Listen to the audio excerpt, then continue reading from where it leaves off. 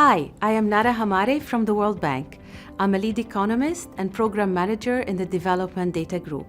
And one of my roles is to manage the International Comparison Program, or for short, the ICP. I am here today primarily to talk about how the results from the ICP are used and why the program plays a crucial role in today's data-driven landscape of information and analysis. But first, let me give you a little background. The ICP is one of the largest statistical initiatives undertaken at regular intervals across the world. In fact, nearly 180 economies took part in the ICP's most recent cycle in 2017, covering all of the globe's region. North America with 3 economies, Latin America and the Caribbean with 39, Sub-Saharan Africa with 45, the Middle East and North Africa with 17, Europe and Central Asia with 46, South Asia with 7, and lastly, East Asia and Pacific with 19 economies in the region.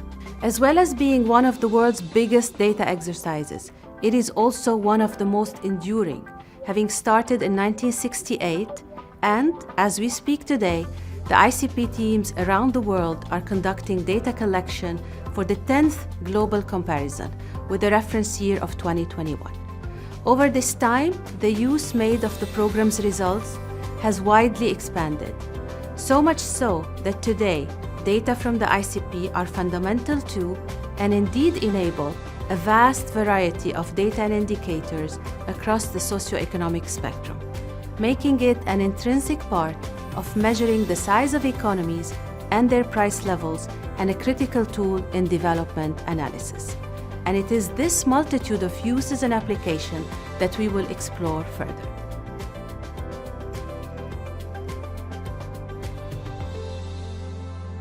First, let's look at what producing the ICP's results entail. Simply put, local price data collected and expenditure data compiled for the ICP by national statistical offices allow us to calculate purchasing power parities, or PPPs for short, as well as price levels for each participating economy.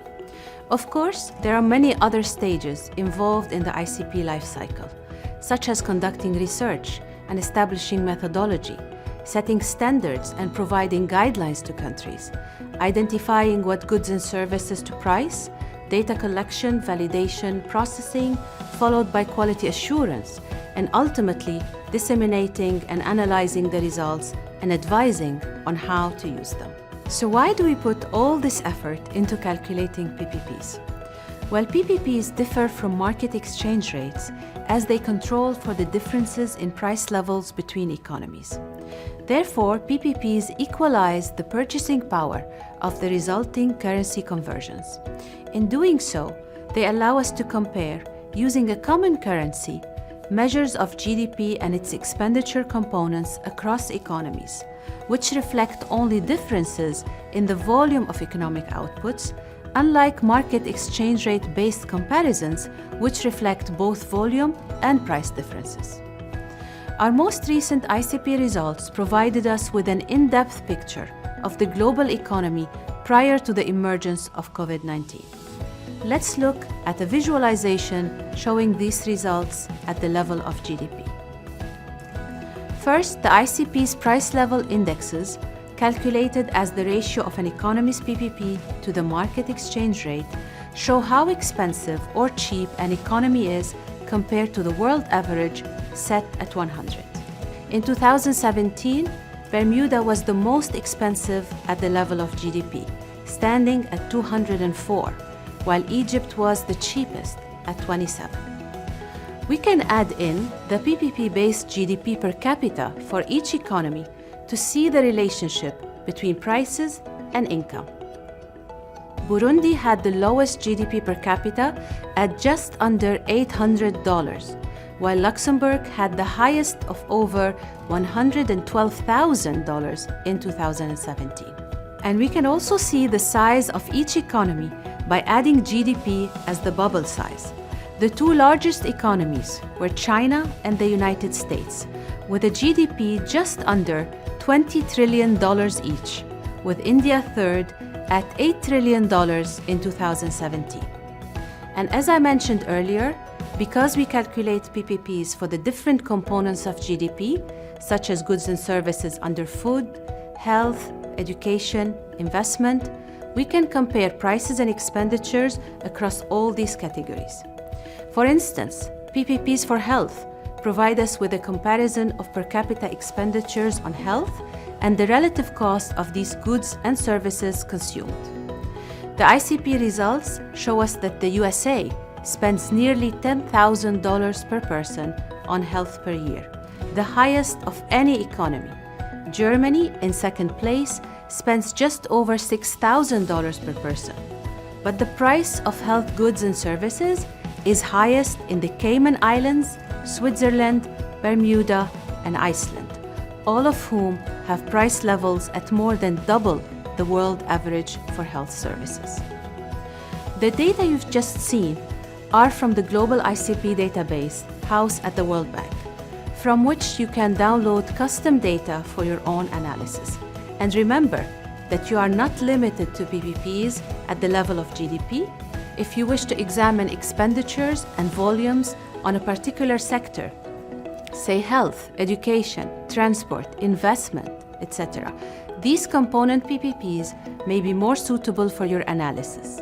Of course, PPPs, price levels, and other ICP results are vital data tools that are applied across a range of development indicators produced by different organizations, such as Eurostat, the Food and Agriculture Organization, the International Energy Agency, the International Labour Organization, the International Monetary Fund, the International Telecommunication Union, the Organization for Economic Cooperation and Development, or OECD, the United Nations Development Programme, UNESCO, the World Economic Forum, the World Health Organization, or WHO, as well as the World Bank and regional development banks and UN agencies. PPP-based indicators from these and other organizations allow national governments, policymakers, and other users to measure the effectiveness of current domestic policies, compare themselves with other economies, and track development and progress over time. And it will come as no surprise that PPPs feature in many of the indicators used to track progress by countries towards the Sustainable Development Goals. These include no poverty, zero hunger, good health and well-being, quality education, affordable and clean energy, decent work and economic growth, industry, innovation and infrastructure, and reduced inequalities. We are also delighted to hear that our colleagues at UNESCO will be using PPPs in the near future to estimate expenditure on the preservation of cultural and natural heritage as part of SDG 11. We've brought this multitude of uses together in our new publication, Purchasing Power Parities for Policy Making, a visual guide to using data from the International Comparison Program. Released in June 2021, both as a PDF download and as an interactive web-based publication, the guide illustrates these uses and application through 70 data visualizations of PPP-based indicators and ICP-enabled analysis, together with descriptions of the policy areas in which they are used. These are organized under 11 topics. These cover the size of the economy and price levels, poverty and inequality, trade and competitiveness, labor costs, wages and social safety nets, food and nutrition, health, education, energy and climate, infrastructure, human development, and administrative uses. Let's explore some of them now.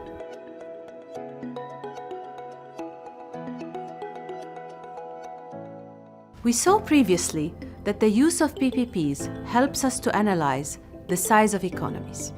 We can see how these change over time by keeping prices constant. And because we are using a common currency, we can group these economies into regions or income groups.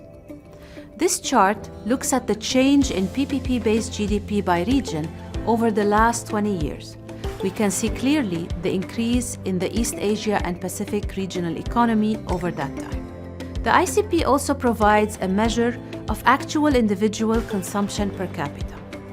This is considered a better measure of material well-being than GDP per capita, as it accounts for goods and services actually consumed by households, irrespective of whether they were purchased and paid for by households directly or by government or by non-profit organizations. This chart shows that being income-rich in terms of GDP per capita does not always marry with high individual consumption or material well-being, especially in economies considered investment hubs or with high natural resource rents. The guide also features data from countries that have used ICP methodology to construct PPPs at the subnational level to reflect the different price levels and economic structures prevalent within a country. These subnational PPPs can assist with domestic analysis at the state, province, and regional levels and help direct appropriate local specific policy initiatives. One such country is Vietnam, which estimates subnational PPPs for its spatial cost of living index, showing differences across its 6 economic regions.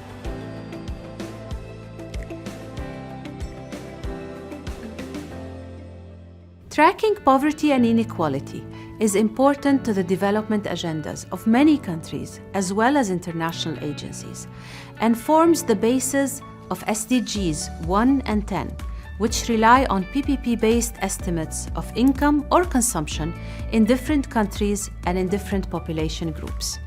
And as you know, the international poverty line is currently set at $1.90 a day in PPP terms, reflecting the minimum needed in low-income countries to rise above extreme poverty. This chart shows the share of the population living in extreme poverty in various countries, as well as the mean shortfall in income or consumption below this line. SDG 1 also examines the working poverty rate, which identifies those that live in poverty despite working. This metric from the ILO indicates the adequacy of employment-related incomes, the quality of employment, and the state of the labor market. The chart shown here illustrates how this share of the population has changed in low and middle-income countries since 2000.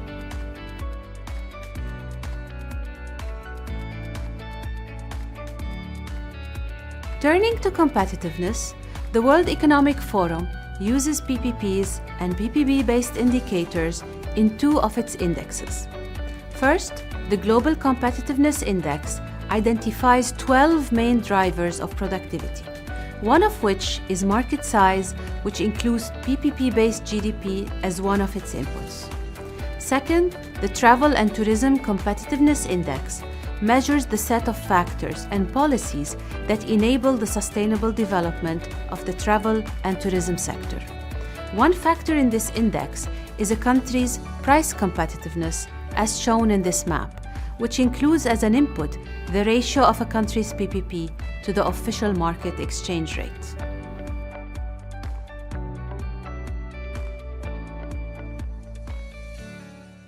SDG 8 calls for sustained, inclusive, and sustainable economic growth, full and productive employment, and decent work for all. It highlights the importance of achieving equality of pay and protecting labor rights. At the same time, SDG 10 seeks to reduce inequality within and among countries and urges the adoption of policies, especially fiscal, wage, and social protection policies, to progressively achieve greater equality. PPP-based data from the ILO and others on labor income and wages are key tools enabling policymakers to monitor progress towards these goals, such as the earnings of both women and men, as shown in this chart. Such data provide a tool to review pay differentials and progress towards gender parity. Another use of PPP-based data is in SDG 2, which monitors both the agricultural productivity and incomes of small-scale food producers in PPP terms. Continuing with wages, ICP data on the compensation of public sector workers are used by the World Bank's Worldwide Bureaucracy Indicators database to help policymakers analyze the competitiveness of wages and the personnel dimensions of state capability. The spider chart here shows these data being used to calculate pay compression ratios in public sector occupations by country income group.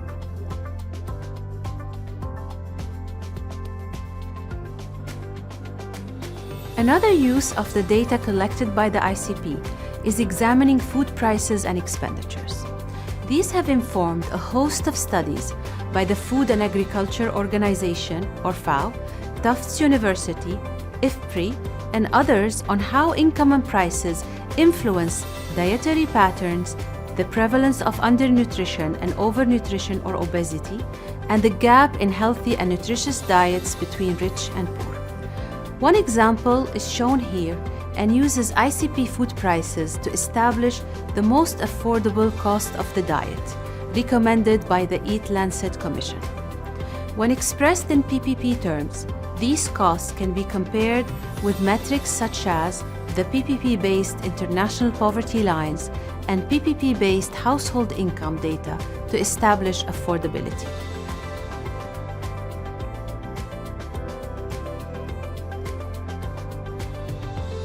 Strengthening health financing is an SDG objective in Goal 3. Policymakers directing initiatives to reduce both inequalities in healthcare and the impact of healthcare costs on the most vulnerable can access PPP-based measures of health expenditures from the World Health Organization, such as the average household out-of-pocket expenditure on health. This map shows how this metric varies across the globe.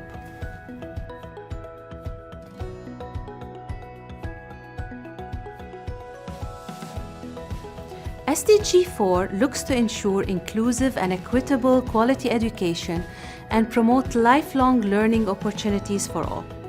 UNESCO monitors PPP-based education expenditure per student by level of education and by source of funding as part of analyzing progress towards this goal.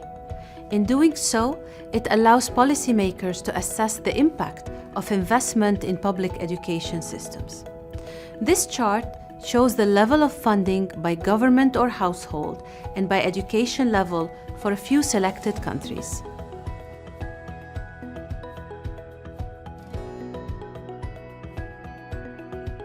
PPPs are also used to measure the effects of climate change, the extreme socioeconomic consequences of which have brought fossil fuel emissions and mitigation and adaptation efforts to the fore in both national and international policymaking. The climate indicator, CO2 emissions per unit of value added, is used to measure progress towards the SDG 9 target, which looks to upgrade infrastructure and retrofit industries to make them sustainable.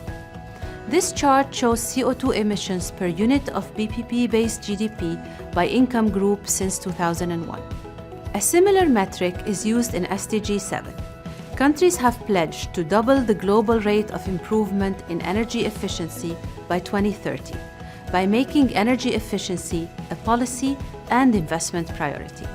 The energy intensity level of primary energy, defined as the ratio of energy supply to PPP-based GDP, is the official SDG indicator provided by the International Energy Agency, used for measuring progress towards this target, and is an indication of how much energy is used to produce 1 unit of economic output.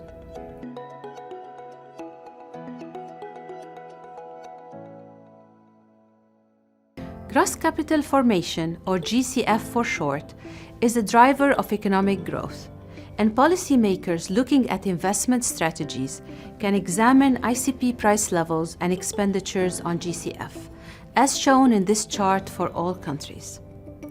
Users can also examine ICP price levels and expenditures on the GCF components of machinery and equipment and construction. This chart here shows the different indicators available from the ICP for construction, such as price levels, expenditures, per capita expenditures, share in global construction expenditures, and share in total GDP expenditures. Remember, these indicators are available for all published components of GDP, including food, housing, education, health, transportation, and others. Economic growth is also bolstered by investment in research and development, or R&D. And encouraging innovation is one of the objectives of SDG 9. The Global Innovation Index uses many PPP-based indicators to help countries evaluate their innovation performance, while UNESCO compiles PPP-based indicators on expenditure on R&D. Furthermore, ensuring that all parts of society can access information and communication technology underpins the Broadband Commission's 2025 Goals for Sustainable Development. Policymakers can monitor affordability through data on the price expressed in PPP terms of mobile voice services, mobile data, and fixed broadband for countries and regions by the International Telecommunication Union, as shown in this chart.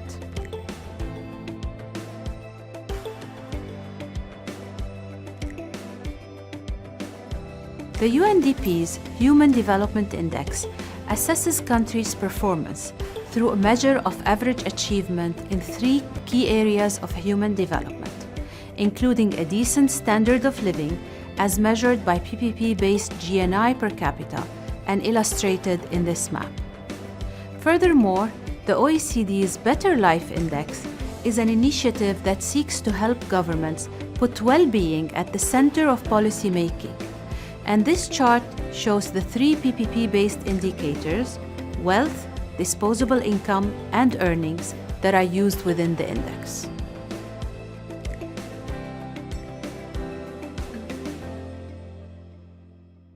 The European Commission, International Monetary Fund, and World Bank all employ PPP-based indicators for administrative purposes too.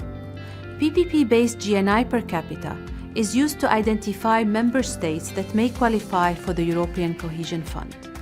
And the International Monetary Fund uses PPP-based GDP to determine its members' quota in terms of special drawing rights for financing and voting. Similarly, the World Bank incorporates PPPs into its dynamic formula, which provides the necessary anchor and a data-driven analysis for shareholding discussions. I've shared with you today a snapshot of the wide use made of PPPs and ICP data to illustrate this unique global public good that helps us understand our world today. There are many more examples in our guide and on our website, and we provide comprehensive information about when and where it is appropriate to use these data and where it's not. Our team here in DC and colleagues in ICP partner agencies are always happy to help guide users and data producers in their application of these data too. Join me as we look forward to the next set of ICP results for reference year 2021, for which the price and expenditure data are currently being collected and compiled, and which will throw a detailed light on the effects of the COVID-19 pandemic across our global economy. Thank you.